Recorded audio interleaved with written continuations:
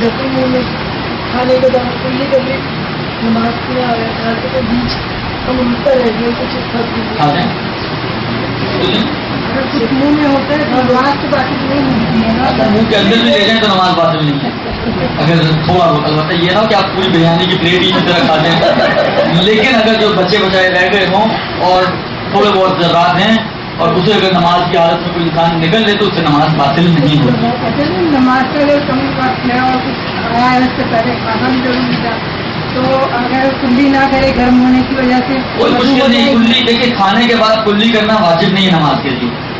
یعنی ایسا نہیں ہے کہ اگر کسی نے کچھ کھایا ہے اور کلی نہیں کی اور نماز پڑھ لی تو اس کی نماز باطل ہو جائے, ایسا کچھ نہیں ہے. اس کی نماز بالکل صحیح ہے.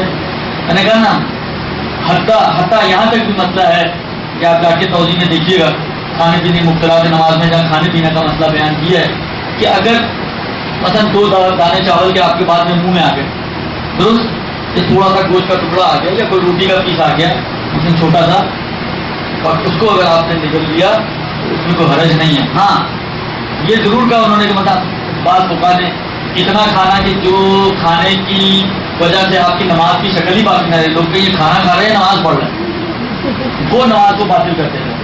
یا مطلب فرض کریں کہ اس سے کم بھی کھائے تو بعض فقہا کی احتیاط واجب, مطلب پورا ایک لقمہ کھا جائے اس میں احتیاط واجب ہے. لیکن یہ ذرات چھوٹے موٹے ذرات اس میں کوئی مشکل نہیں ہے, اس کو نکلا جا سکتا. اگر مستحب نماز جیسے ہوتی ہے تو اس کے درمیان میں اگر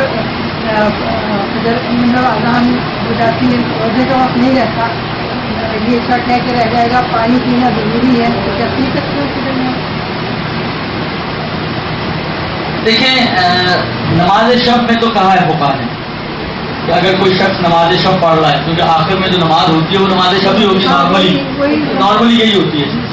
اگر کوئی شخص نماز شب پڑھ رہا ہے اور اس کا روزہ رکھنے کا ارادہ ہے اور خوف ہے اس کو اس بات کا کہ اگر میں نے نماز مکمل کی تو اذان ہو جائے گی اور اس کو پیاس محسوس ہو رہی ہے تو وہ پانی پی سکتا ہے اس میں, یہ کہا ہے فقہا نے.